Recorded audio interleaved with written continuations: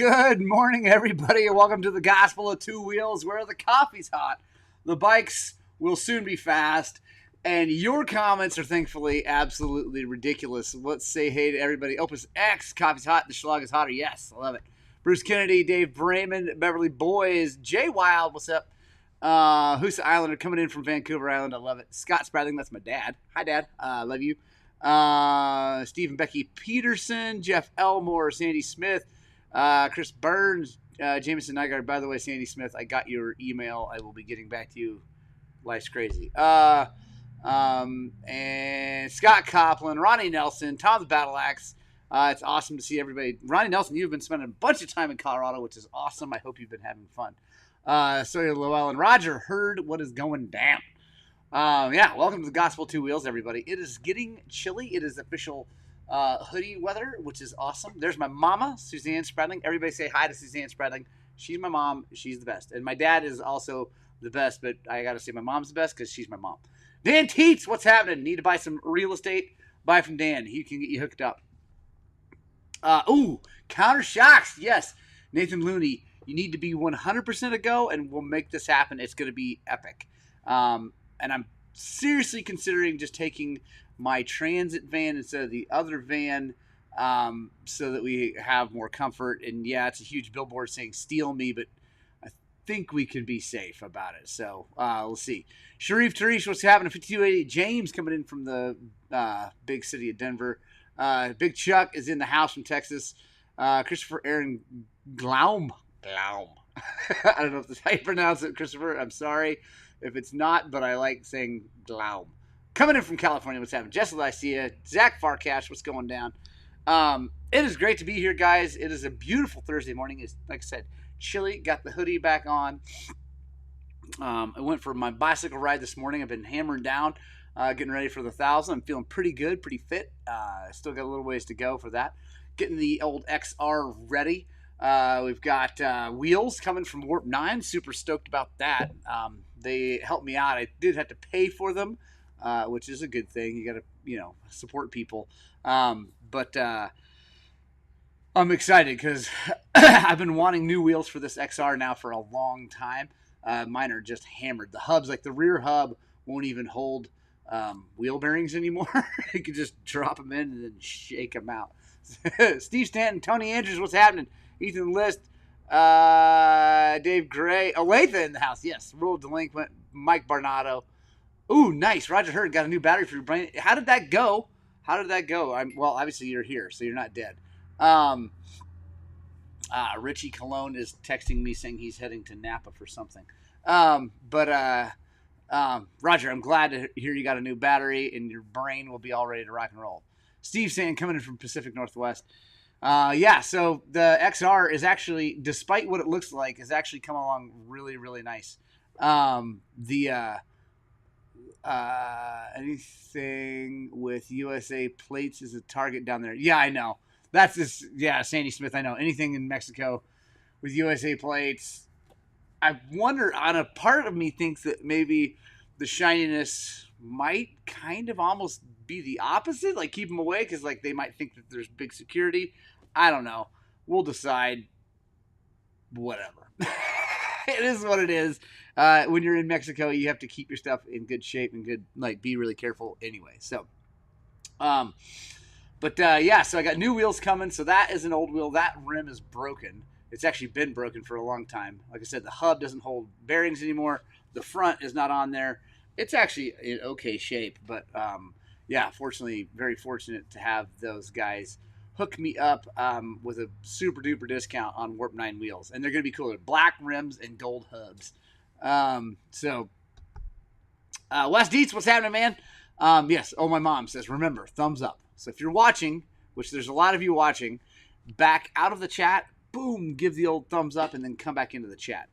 And then on Facebook, if you're watching, I guess you just give a like there, too. I don't know how that works, if it records it. Anyway, I don't know. But a quick thing. I got to address something that you guys have been, I don't know. The overall thing has been very positive, but the primary drive sprockets and the Tusk chain. So I've had a bunch of people like, yeah, man, I've had those. They're great. Da, da, da, da. And then I've had quite a few of you go, those are junk. I can't believe you're promoting. Da, da, da, da, da. Just all the craziness, right? Yelling, right? So first of all, I'm testing stuff, right? Like, you guys know me. I will not. If something fails, I'm going to tell you. And if I think it's not worth it, I'm going to tell you. I don't care. I mean, Rocky Mountain ATV has been very good to me. They pay me. When you guys buy things from them, I get money, right? So, like, full transparency, right? I get money when you guys buy stuff on Rocky Mountain with my link. Thank you very much for that. I really appreciate that. If you buy, and the cool thing is with Rocky Mountain, you don't have to buy Tusk. You can buy DID, you can buy Renthal, you can buy whatever you want, right? They gave me this stuff to test and to report back, right? So I'm excited. I've talked to enough people that have said that this stuff holds up really well when, again, I'm not racing this motorcycle. This motorcycle is getting pre-run up and down the coast. Yeah, it needs to be reliable. Yes, all that good stuff, so I don't get stranded out in the desert and miss part of my pre-run and all that stuff. But, like, I got to test it. Mexico's a great place to beat on things. It's all brand new, which is going to be good, better than the worn-out stuff on there.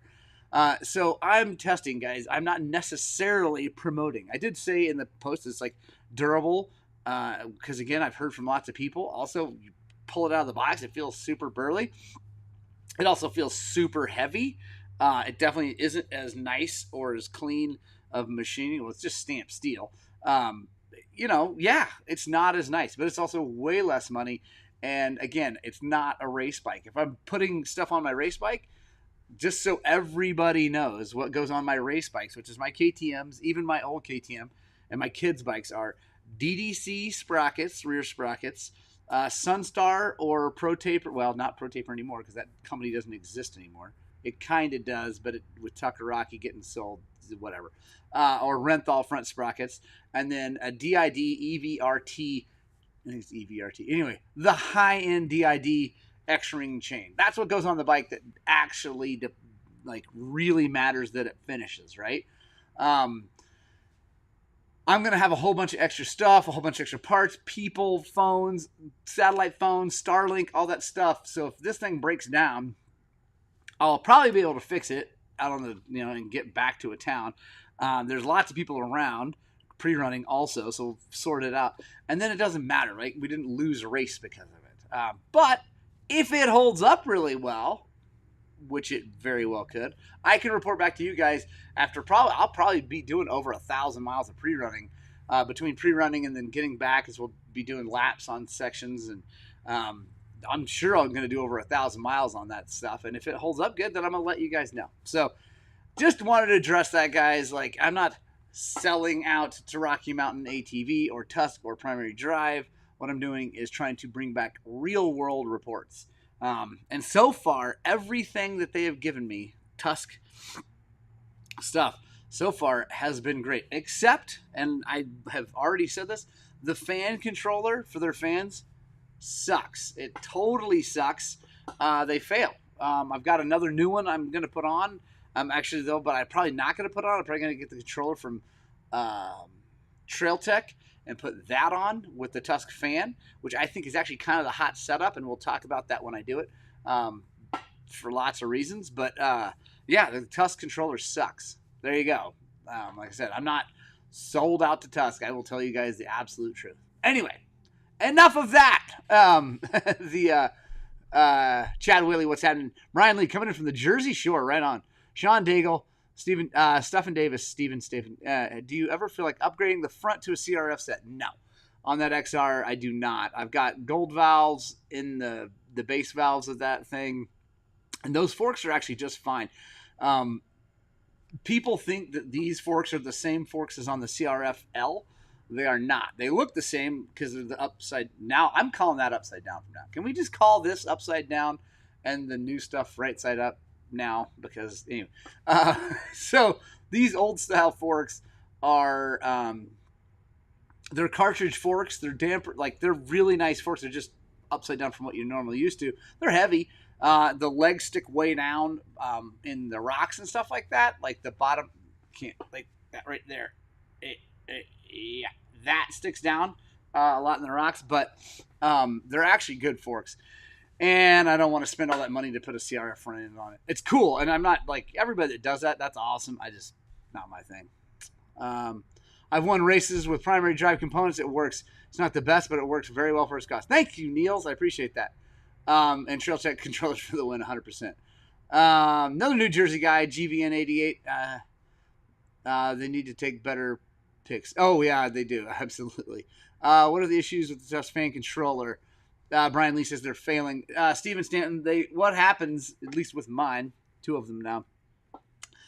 Well, actually 3. So the first one I ever put on my bike didn't work out of the box. So I got a new one, put that on. And they're super good. They send you a new one, but like, oh, Jimmy Neihart, what's up? So then I put the next one on. What happens is eventually they work fine for a while, and then eventually they will sometimes they'll just glitch out, like the screen will be all weird and whatever, and then they'll just come on at random times, killing your battery if you have it hooked up that way, and then they'll read wrong temperatures and come on to it's a mess. Ronnie Nelson, the Baja 1000 is November 16th through the 18th is the actual race. I will be leaving this town on the 8th of November. Patrick Mahaffey, what's happening? Gary M, what's going down? It's been a while since we've seen you, Gary. The Trail Tech controller is obviously much better. The problem, and now maybe it's not a problem anymore because I've upgraded the stator on my XC. But again, back to I'm not only picking on French bikes. The KTM stator in the XC is stupid. It doesn't make enough power to run a Trail Tech fan. The Trail Tech fan draws way more than the other fan, the Tusk fan. The Tusk fan, it's probably more like a computer fan. Anyway, it just draws half the watts, right? So that's why that fan worked best for me, to put on the XC, so that I could actually have a light and that, and like as long as they're not both running the same time all the time, it's pretty sweet. So anyway, I like that. But the controller sucks, so I think the Trail Tech controller with the Tusk fan is the key to doing it without upgrading the stator, which I now have done. Rocky Mountain Moto. I have not been doing the Dirt Church. I've just been super busy, and it's been a crazy summer. It is coming back, so stay tuned. Roger Hurd, were those Tusk saddlebags universal or bike specific? They are universal, and that is another thing that I really like from Tusk. And so the one problem I had with those bags is where the straps come down on the frame, and I think this is most bags. Although my Kriega ones didn't seem to have as much of a problem, but anyway, where they come down, the buckle, they hang up on your boots, and they want to try to like open up and loosen up. They never came off, and they had a really problem, but anyway, it wasn't perfect, and I've got a fix. I'm excited about that. Let's see. Lost my heart into a training grounds, making it. Dude, Jimmy Neihart moved to Colorado. Looks like his thing's getting turned into a disc golf mountain bike park. I don't know. It might be kind of fun. I'm late to the party, but 2 strokes are better than 4 strokes. Yes, Ryan Osborne. I love it. Unless you're talking about this. This is better than all bikes. So, I'm a big fan. What do you guys want to talk about? Baja obviously coming up. Really excited, guys. Make sure you stay tuned. We have a Starlink now. I own a Starlink, and so we will be doing broadcasts and things from the Baja Peninsula. So we are not going to be out of communication. We will be uploading, making content, all that good stuff. Dave Gray, how much seat time will you get on the 450 before heading to Mexico? 0. I will not get to ride that motorcycle until it shows up in front of me on race day and I jump on it. So yeah, it's going to be a thing, but it's a Yamaha, and I'm very, very comfortable on all Yamahas, 4-stroke and 2-stroke, so it should be good. I'm curious to see how you get on with the Tusk fan and upgrade Trail Tech controller mod. Yeah, Steve Stanton, me too. I need to order that. I haven't even ordered it yet, because I've been, as you can imagine, focused on this project a little bit more. Jared Reed Bayless, Skeet, Shoot, and Ride. That is coming this weekend, Sunday, 9 o'clock at my house. We are shooting trap and then going for a dirt bike ride from the house. It's, you got to ride down the road to get to Peach Valley from the house, but It's all county roads, and Montrose County is better than your county. Well, I don't know. I don't know where you live, but it's better than a lot of people's county, and they allow us to ride OHVs on county roads without a license plate or any of that stuff. It's awesome. See, TSP came out with their XCW TBI update. Sharif Tarish. I have not tested it because it is in the mail coming to me right now. I have actually tested the tune. We've been testing that tune for a while now. And secretly, I haven't talked about it because they asked me not to. So then that is coming back, and I sent that out. They're retuning because they had an update for that, and then they're sending me ahead, and so it should be on. I don't know if I'll get it on this weekend, but it'll be soon. Let's see. Let's talk about cooling systems. Okay, Tom, about fluids, fans, caps, pressure thermostats, types of hoses. That's a good one. Okay. Yes. How do you figure logistics for a race like Baja, especially Peninsula Run? What size team and how many vehicles? Rocky Mountain Moto. That is a freaking great question, and we will get to the fluids and the cooling systems too. So I've soloed the race, and I've run a team, and I've been on a team. And the best thing I can say is it's a huge effort, right? Huge. This year we have 6 racers.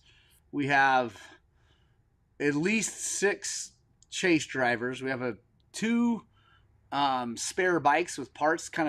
They'll be staged in different places. They'll be easy to get to different parts of the course if something goes wrong. The pit situation you pay for. You hire Baja pits. They're the best in the business. Mag 7's another one, not as good, but they're all right. And you hire pits, so they have your gas and all that stuff. You can actually coordinate with them to have parts in places if you need it, like wheels, air filters, all that stuff. They don't supply that. Now, when I did it, when I ran the team, we used American Honda, HRC, and that was awesome. Because as long as you're riding the bike that they supported, with the XR650 or CRF 450, then they would have parts in the pit for you. So, and then running logistics, it helps to talk to people. We've got a guy on our team, Schultz is his last name, has been doing this a long time, and he's helping with logistics, figuring out all the sections and all that stuff. It's a big deal. It's longer than we have conversation for here, but Rocky Mountain Moto, I can say that it is a massive undertaking. We'll probably have, all told on humans on the team, with racers, drivers, we'll have 20 people and this is kind of a budget team. Like, it's not, and there'll be lots more for the bigger teams. It's a thing. It's a big thing. Mixing 2-stroke injected oils. Doesn't matter if you mix or switch. What do I like? I like Motor X Crosspower 2T. It's got the flash point on it is kind of a mid range, right? It's not super low, so it does spooge a little bit if you don't have your jetting or fuel injection quite right. But it's also sticks around when you're doing high revs and doesn't, it doesn't burn out of there and not lube well. So it lubes really well. I like it. And does it matter if you switch? It does matter. I would not mix it in the same tank unless it's like, you got a little bit of gas with one oil in it and you pour a whole bunch of gas in the other. That's fine. But I don't mix them on purpose. It's not good. It's probably okay, maybe, I don't know, but I wouldn't do it. Let's see, way better than Junction. Everything's better than Junction. Jared, I don't know. Junction's fine. It's just a little big for me. Brian Lee, have I ever ported my 2-stroke KTM? Never really ported it. I've cleaned up ports. I've done what people call porting and polishing, but it's not. I've never changed the heights of anything. I've just cleaned up ports, gotten rid of casting flaws and things like that. And it does make a difference. Just cleaning things up. It actually really does make a difference. People I've taken pictures. It doesn't do a damn thing, Bob. Whatever. It does help. Is it worth it? Well, if you can do it yourself, yeah, it's totally worth it. Like sitting there, if you're doing a top end in the middle of winter, you got a cylinder, bike sitting in the garage, cylinders off, sit down in your house with a Dremel and clean it all up. It's totally worth it because it doesn't cost anything. Changing port heights, if you have a guy that knows what the heck's going on, knows where to put port heights and weld things up and change, totally worth it. You can make a ton more horsepower out of your 2-stroke, but you better know what you're doing. Or they better know what they're doing. TE250. I wore out my rear brake lines in 25 out. Rear brakes in like 2. What's the deal? Stuck caliper, needed to lube the pit. That's weird. And it didn't overheat and didn't boil? Because that's crazy. With all the products you try then remove, seems like you'd have a slightly used part sale once a year. Ooh, that's a good idea, Bruce. So I give those parts away. I like, I just give them away. I give tires away. I give all kinds of stuff away. So that's my thing. Jimmy and I are TP Life still running. Yes, dude, I like it. Love it. Nevada. Oh, by the way, my XC, my TBI XC now has almost 160 hours. Getting ready to shoot that video, the year-in review video. So yeah. Nevada lets you ride OHV 2 miles from your home. Sweet. And I think Christopher, I think I remember hearing that. That's why Jimmy Lewis lives there. Roger Hurd. Heck yeah, dude. We were on the team together in 2010, and Roger knows more about Baja than he's forgotten more about Baja than I'll ever know. Roger has won that race twice, and it's epic. Has anyone used Blinzel TPI oil? I have not. It's a 4-stroke and am tamed by 2-stroke cylinder. Yeah, it's so 2-stroke cylinder is an interesting thing. Like, if you know what you're doing, you can do some serious work to those. Nathan McKay. I've been riding. We will get to the cooling things, fans and stuff. I've been riding mountain bikes for 25 years. Got into dirt biking about 5 years ago. I'm struggling with no hand rear brake. Any experience with the Clake 2? I don't really want to go to Recluse. Nathan McKay. I have friends that have had those. I think they're weird. I'm not a big fan. My official recommendation is figure it out. Get used to it. Maybe that's callous, but yeah, I mean, I ride mountain bikes and dirt bikes. I rode mountain bikes first before dirt bikes. I mean, obviously spend more time on dirt bikes. But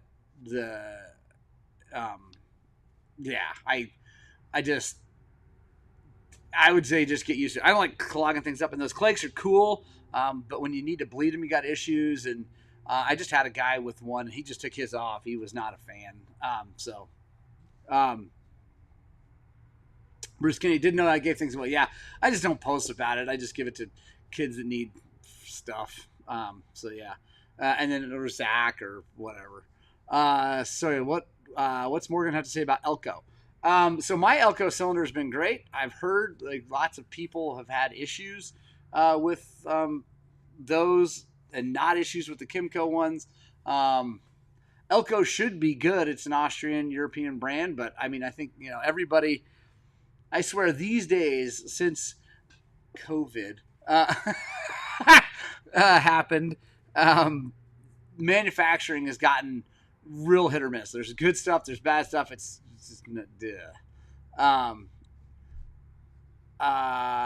see. Every race I run, by the end of the race, I usually have no brakes on my 250SX. Anytime to pass its low brakes seem to mess up more.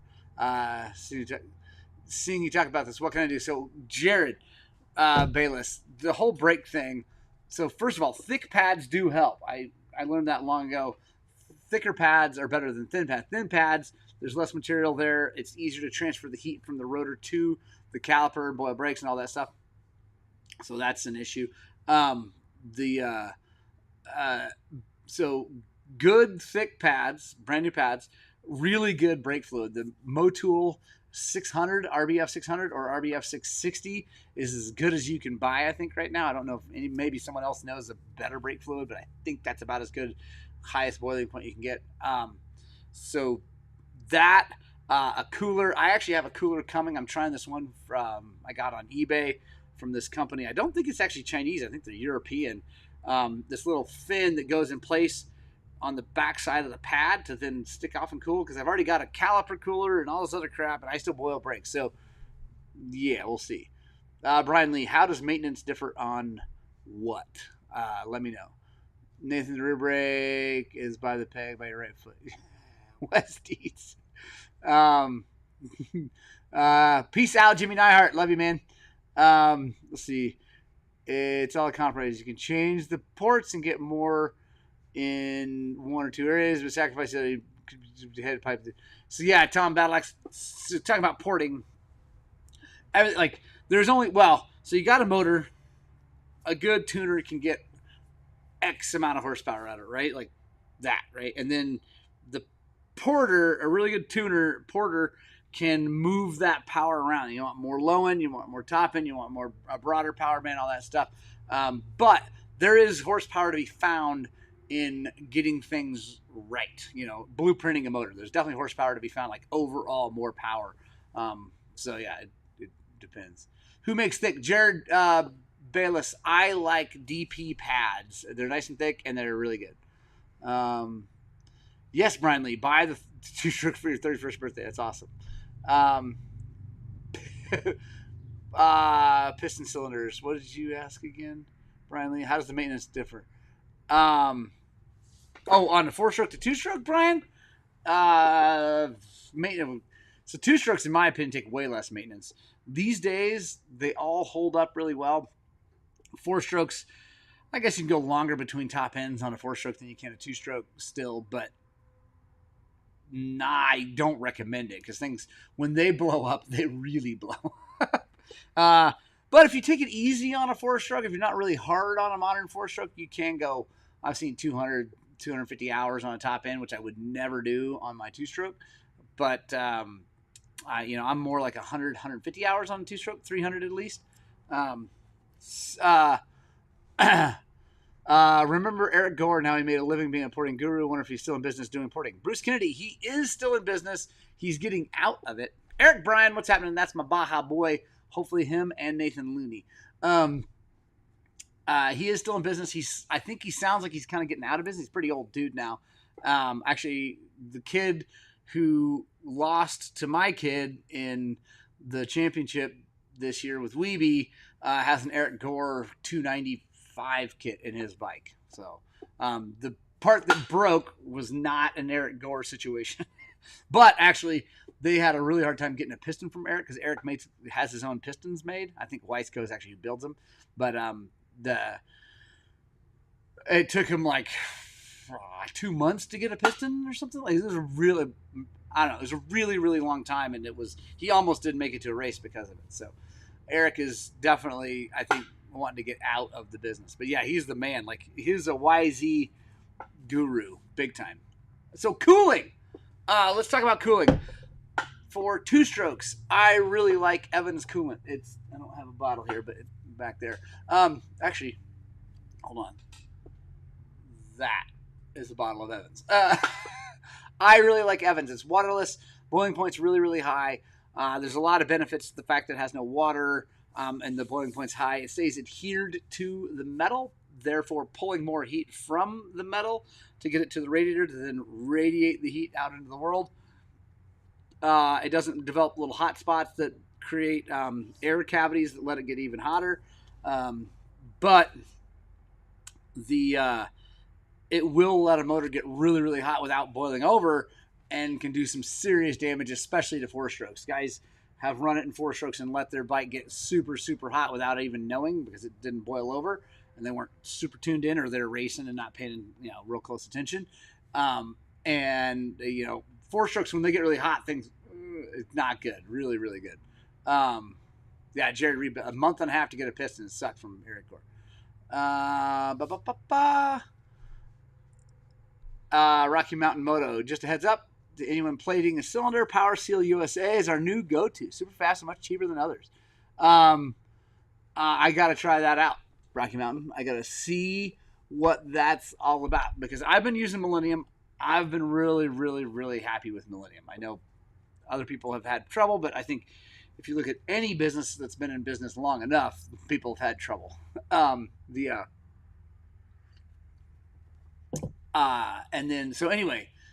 Evans, I really, really like it.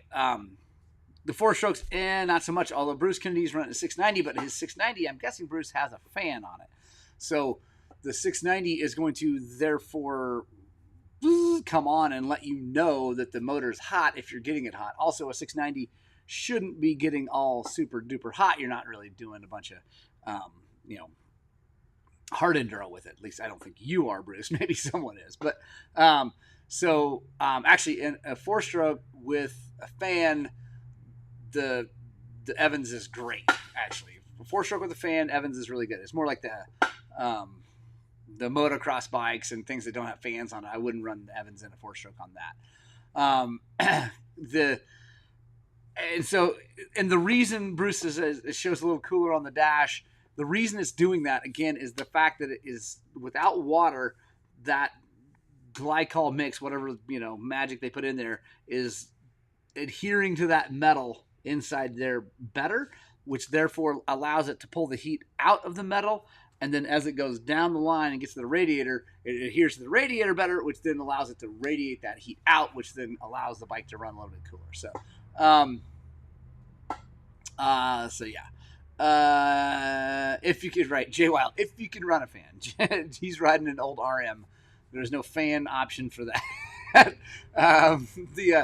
So it's a 2-stroke sleeved only when it's overboard and plating, sleeving. So Brian Lee, a 2-stroke, no modern 2-strokes are sleeved. They're all plated. Even the overboard ones are bored out and then just replated. I once had a YZ sleeved one time because I thought, that'd be cool. I could just overbore it when I needed to, just not make it a big bore, but just go, a thou over when I needed to put a piston in it like that. That was a horrible decision. I will never do that again because that steel sleeve holds way more heat than the aluminum, way more. So it fouled up my jetting horribly, right? Like horribly. I had to go way richer. Anyway, it sucked. The bike got hotter. I'll never do that again. Plating only from now on. Lee at 5.5 thoughts. I know you're on SG22. Big Chuck. Lee at 5.5s. Actually, I have a whole series of those, tests on those. If you go back and look, really, really comfortable. I felt really safe in them. I didn't have any huge hits or anything like that. I felt safe though. They felt good. The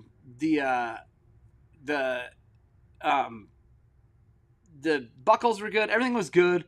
They're not waterproof. Nothing is except for maybe those Dry Star Alpenstars. But anyway, my biggest problem, Chuck, was that I tore the soles off of every one of the 5.5s they sent me. I bought the first set as a dealer, and then they sent me like 2 more sets because I kept tearing them like as warranty issues, and I kept just ripping the soles out like super, super fast, right? Like 2 or 3 rides in, I'd tear a sole, like I'd stab a rock or catch a foot peg. And these were before I was running those big, nasty, crazy foot pegs I run now. So the boots were crazy comfy. I really wanted to like them, but I just couldn't. H and K values boost. Yeah. Hey, look at that. Quit bugging me. Pest control's on. Eric Bryan, I love it. He's on in 2 ways. The buckles have problems on the Leat. They might. Honestly, the soles on mine never lasted long enough for the buckles to have problems. So, for me, it's a big down thumb on the Leats. I just couldn't. And I have friends that had the similar experiences. So, with Leats. And they were actually sponsored 100% free by Leat. And they ended up buying Carnets because it didn't work. So, I'm a big fan of Garnets. They're easy to get resold. The MX Boot Repair, or MX, whatever that guy, MX Sole Repair, that guy's rad. He's in California, and dude, he does an amazing job. I had my SG12s resold, and I gave them to my kid because I had the new 22s, and he needed boots. So I gave them to him, and they were like brand new with those on there. So not a fan of Leeds. So back to cooling. Fans. Let's talk about fans. I used to not be a fan of fans because I was like, just go faster. And if you're racing motocross or hair scrambles or things like that, you don't need a fan. It's just extra weight. It's BS. More complications. You don't need it. But if you're going to trail ride the gnarly stuff, if you're going to do hard enduros and something like that, a fan is absolutely key. I know that. I know you don't like them, but CD boots are still and always will be number one. They are if your feet fit in them, Tom. I don't dislike CDs. I just can't fit in the damn things. Let's see. Yeah, CD's good if you don't have fat feet. Yeah, I just so Kim Jackson, there you go. Love them. No issues here. I've worn them for nearly 9 years on third set. That's good. Thank you, Kim, for chiming in, because I just had bad luck. But also, I was early. Like, they just came out, and I started wearing them like right when they came out. And so maybe they've fixed the problem with the soles. I don't know. Yeah, Scott Phillips, what's happening? What else do you guys want to talk about? Man, there's a ton of you guys watching. Thank you guys so much for watching. And by the way, quick plug, if you weren't here earlier, plug for our Rocky Mountain ATV MC link. Just go to highland-cycles.com. Click the picture that comes up on the homepage, and I'm going to type it in here so you can save it. Boom.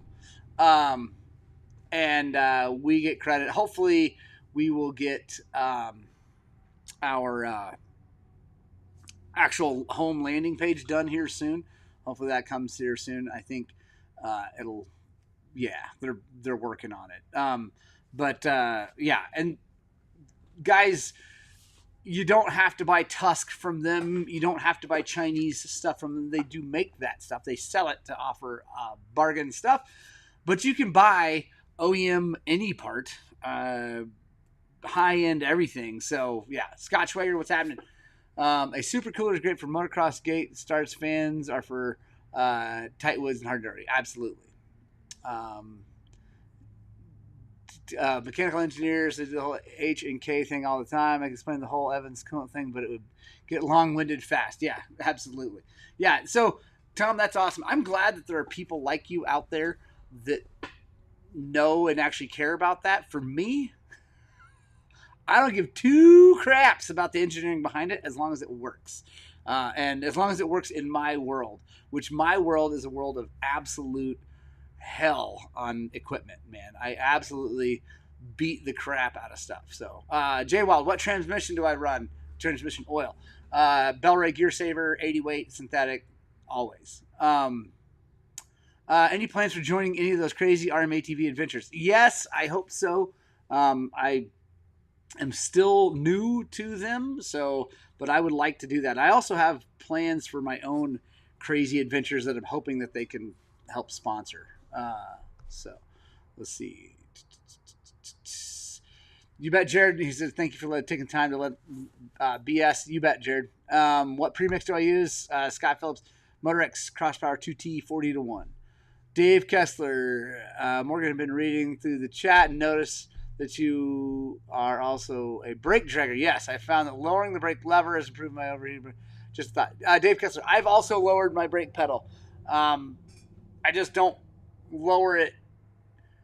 Yeah, I mean, there's a point, right? Like that, because what I don't want to do, what I don't like to do is like have to reach way far for it like that, because it changes your body position and gets you all out of whack. Engineer guy. It gets you out of whack and messes things up geometry wise. So, also too low of a brake hits lots of rocks. So it's a thing. But I think really, Dave, I mean, yeah, like, so getting that in the right place is important for me, is being a better rider. So Steve Stanton, what do you think about air filter pre-filters? Oh, I think they're awesome. We used them at the Junction race. We have these hairnet ones. They're just hairnets we get from Ben Nicholson at firsttrackmoto.com/Highlands Cycles with an S after Highlands. They're super cheap. They're just hairnets, but you put that over your thing and then you spray it with some filter oil because it's really thin. It won't stop much if you don't do some filter oil on it. But yeah, they're awesome. And then also the filter skins, the ones you can yank out like during a race, those are super cool if it works with your bike, and if you're like doing pit stops in a real dusty race. But yeah, I think they're great. Tom, I'd rather work on bikes all day. Tom, I think if more engineers did that, bikes would be better. It'd be a hell of a lot easier to work on. if they would just be mechanics for a while and then be engineers. Let's see. Do you ride on the balls and move your feet when you need to use the brakes or leave your foot over the brake? G-Vent88. I do both. When I'm riding like uphill nasty stuff, slow, on the balls of my feet and don't, I reach to the brake when I need it. Real techie stuff. If I'm doing like really fast stuff or downhill stuff, I keep my foot over the brake to hover it over there when I need it really quickly. It's actually funny. A friend of mine who knows Cody Webb pretty well asked him the same question, and he had basically the same answer, because it just depends on the terrain, like what's needed. If you're going fast, you got to keep your foot over that brake because you might need to shut her down really quickly. If you're going slow, it's definitely not as important. All right, guys, I got a boogie. It's 8:10 already. That was fast. Thank you so much for joining me. Punk Rock Club, you guys are my favorite. I love you more than I love everyone else. If you're watching this later, Punk Rock Club is all about the people who watch all the way to the end and give us a rock and roll sign at the end of the thing. So, hold on. Quick, I'm going to answer this question. My son took a brand new 19 KTM XC, flipped it, destroying the subframe, seat bars, etc., but cannot damage the WR450F. Is this common? Yeah, no. I mean, they're all super lightweight. Trav YZF. If you flip them over, I mean, also, I could break anything.